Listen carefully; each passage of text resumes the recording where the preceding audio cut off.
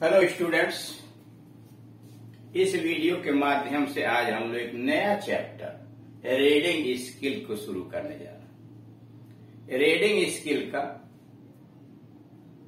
अंग्रेजी भाषा के अंतर्गत बहुत महत्व है। इसके अंतर्गत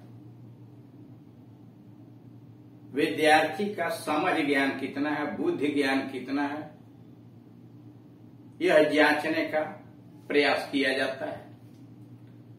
वह दिए गए गद्यांश को अच्छी तरह से पढ़ पाता है कि नहीं पढ़ पाता है, शब्दों का उच्चारण किस प्रकार से करता है, उसका मतलब समझता है या नहीं समझता है, वाक्य रचना को किस प्रकार से समझता है और किस प्रकार से अभिव्यक्त करता है।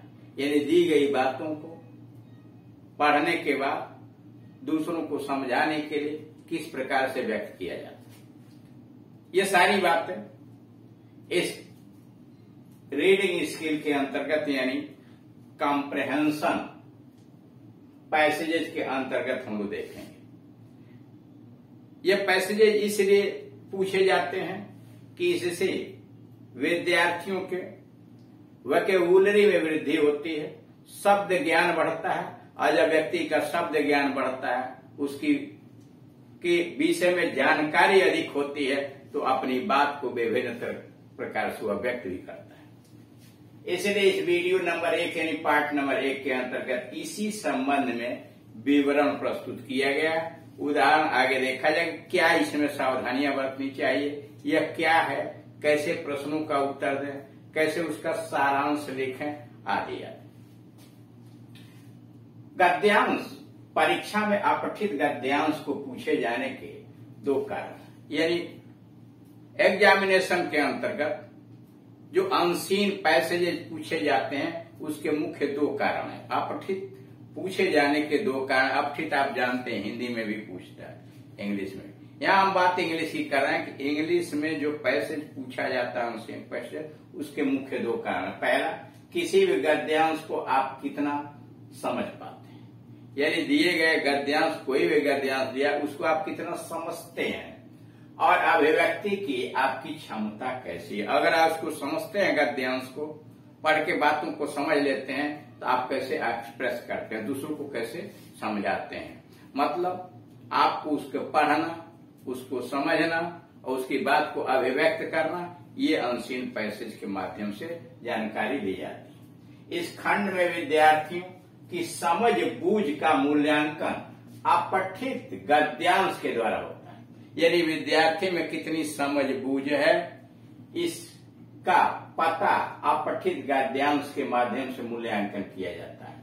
या एक लंबा गद्यांश दे दिया जाता है जिसके नीचे छोटे छोटे यानी लघु उत्तरीय प्रश्न होते हैं और उन प्रश्नों के अंक भी समान दिए गए, यानी उसके नीचे हाई स्कूल में हो या इंटरमीडिएट के परीक्षा में हो, नीचे कुछ प्रश्न दिए गए होते हैं, कुछ प्रश्नों के अंक समान होते हैं, वो लघु उत्तरीय प्रश्न होते हैं, उनके उत्तर भी उसी में से निकालने होते हैं। और कुछ प्रश्न शब्द ज्ञान सामर्थ्य पर दिए जाते हैं, मतलब साइनोनाइम, एंटोनाइम, वन वर्ड सब्स्टिट्यूशन, यह क्या है, पर्यायवाची हुआ, विलोम हुआ, इन चीजों पर यानी वोकैबुलरी पर शब्द ज्ञान आपका कितना है, इसकी सामर्थ्य की जांच करने के लिए कुछ प्रश्न दिए जाते हैं और इनके भी अंक समान होते हैं। जैसा वर्तमान समय आप जानते हैं कि हाई स्कूल की परीक्षा में यूपी बोर्ड में यह 10 नंबर का हो गया है और इंटरमीडिएट में 15 नंबर का। अब 15 नंबर इंटरमीडिएट के अंतर्गत तो मान के चलिए कि 4 प्रश्न लघु उत्तरी 3-3 नंबर के पूछे जाते हैं, 4-3 बार, और 3 प्रश्न वोकैबुलरी यानी पर्यायवाची, विलोम, साइनोनाइम, एंटोनाइम इत्यादि पर पूछे जाते हैं, जो कि 1-1 नंबर के होते हैं। उसी प्रकार हाई स्कूल के अंतर्गत 10 नंबर का प्रश्न पूछा जाता है और उस 10 नंबर के अंतर्गत विभिन्न प्रकार के प्रश्न दिए गए होते हैं, जिसमें 3 प्रश्न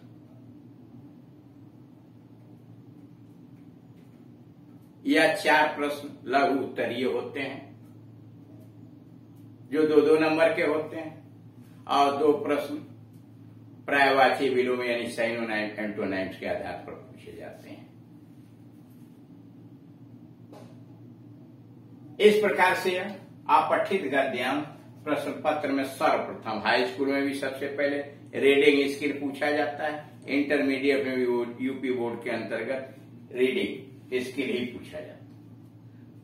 इसके अलावा आप जानते हैं कि विभिन्न प्रकार के प्रतियोगी परीक्षाओं में नौकरी के लिए जो परीक्षाएं होती हैं उनमें इंग्लिश में अनसीन पैसेज आते हैं। उस अनसीन पैसेजेस को औसत दर्जे से लेके और टॉप IAS-PCS के एग्जामिनेशन के अंतर्गत भी इंग्लिश सब्जेक्ट जो होता है उसके अंतर्गत अनसीन पैसेजेस डाले जाते हैं। उसको कैसे हल किया जाए, वहां यानी इसकी उपयोगिता हर जगह है।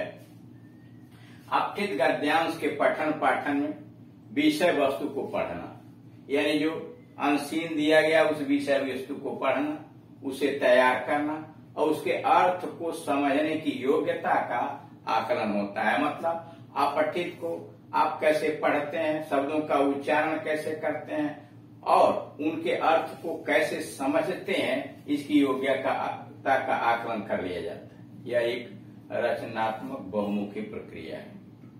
इसमें 4 बातें मुख्य रूप से आती हैं। अंग्रेजी भाषा का उच्चारण प्रणाली, यानी अंग्रेजी के शब्दों का उच्चारण आप कैसे करते हैं, भाषा की वाक्य रचना किस प्रकार से होती है और आप उसको समझ के किस प्रकार से वाक्य रचना करते हैं, भाषा का अर्थ विज्ञान क्या है, यानी उसकी मीनिंग आप कैसे समझते हैं, और चौथा भाषा का व्यवहारिक ज्ञान होना। अभिव्यक्ति अपठित गद्यांश को पढ़ना शब्द ज्ञान से बहुत संबंधित है, यानी अपठित गद्यांश को पढ़ना, उसे समझना शब्द ज्ञान से बहुत कुछ संबंधित है। यानी शब्द के माध्यम से शब्दों के ज्ञान की वृद्धि में ही अपठित ज्ञान को लिया जाता है। शब्दों की जानकारी होना और उनका उच्चारण करना अति महत्वपूर्ण है। विभिन्न शब्दों की जानकारी होना, उनका अर्थ क्या है, उनका उच्चारण कैसे होता है, इनकी जानकारी बहुत महत्वपूर्ण है। इसके साथ ही यह भी महत्वपूर्ण है कि दिए गए पूरे गद्यांश का विशिष्ट आशय क्या है। साथ ही साथ यह देखा जाता है कि जो गद्यांश दिया गया है उसका आशय क्या है। वर्तमान समय में पिछले वर्ष से अब यह आशय तो नहीं पूछा जा रहा, सारांश तो नहीं परीक्षा में हाई स्कूल या इंटरमीडिएट की यूपी बोर्ड के अंतर्गत नहीं पूछा जा रहा है, लेकिन प्रतियोगी परीक्षाओं के अंतर्गत शीर्षक भी पूछा जाता है और सारांश भी पूछा जाता है कि पूरे गद्यांश को आप संक्षेप में सारांश में बताइए व्यवहारिक भाषा के अंतर्गत कि इसमें कौन सी बात कही गई है। अपठित गद्यांश को ठीक से हल करने के लिए आपको अच्छा पाठक बनना पड़ेगा, यानी अनसीन पैसेजेज को हल करने के लिए आपको एक अच्छा रीडर पाठक बनना पड़ेगा। आप जितना अधिक पढ़ेंगे उतना ही शब्द भंडार विकसित होगा, तो आपकी अभिव्यक्ति की क्षमता भी निखार लाएगा। जब आपके पास शब्दों का भंडार होगा तो आप अपनी बात जब दूसरों तक पहुंचाना चाहेंगे, लिख करके बोल करके, तो आप विभिन्न तरह के शब्दों का आप प्रयोग करेंगे और आपके अभिव्यक्ति की क्षमता में निखार आ जाएगा। अब यह है कि एक प्रश्नों का उत्तर देने के लिए क्या करना चाहिए, क्या सावधानियां बरतनी चाहिए, यानी पैसेज के नीचे जो प्रश्न दिए गए हैं उसको कैसे आप हल करेंगे। सबसे पहले आप अपठित गद्यांश के नीचे लिखे सभी प्रश्नों को ध्यान पूर्वक पढ़ लीजिए। यानी सबसे पहले आप पैसेज के नीचे जो प्रश्न दिए गए हैं उनको सरसरी निगाह से पूरे क्वेश्चंस को पढ़ जाइए। इससे आपको गद्यांश के विषय वस्तु का पता चल जाएगा। प्रश्न के माध्यम से आप समझ जाएंगे कि किस विषय पर यह अनसीन लिखा हुआ है, कि गद्यांश किस विषय पर लिखा गया। नंबर 2, यानी सबसे नंबर 1 पर आप प्रश्नों को पढ़ लीजिए सरसरी निगाह से। इससे आपको पता चल जाएगा कि यह अनसीन किस विषय वस्तु पर आया हुआ है। नंबर 2, इसके उपरांत प्रश्न संख्या 1 को पुनः पढ़िए। यानी एक बार आपने सरसरी निगाह से देख लिया, अब गंभीरता के साथ प्रश्न नंबर 1 को पढ़िए और उसका उत्तर तलाश करने के लिए उक्त गद्यांश को पढ़ना शुरू कर दिया। यानी प्रश्न नंबर 1 को पढ़ के उसका मतलब आपने समझ लिया, अब गद्यांश को ऊपर से गंभीरता के साथ पढ़ना शुरू किए। तब तक पढ़िए जब तक कि प्रश्न संख्या 1 का उत्तर न मिल जाए। 1 लाइन, 2 लाइन, 4 लाइन, 5 लाइन तक पढ़ते जाइए। तब तक पढ़िए जब तक कि उसका उत्तर न मिल जाए। प्रश्न संख्या 1 का उत्तर तलाशने के बाद उसे अपनी सरल भाषा में उत्तर पुस्तिका में लिख लीजिए। करेक्ट?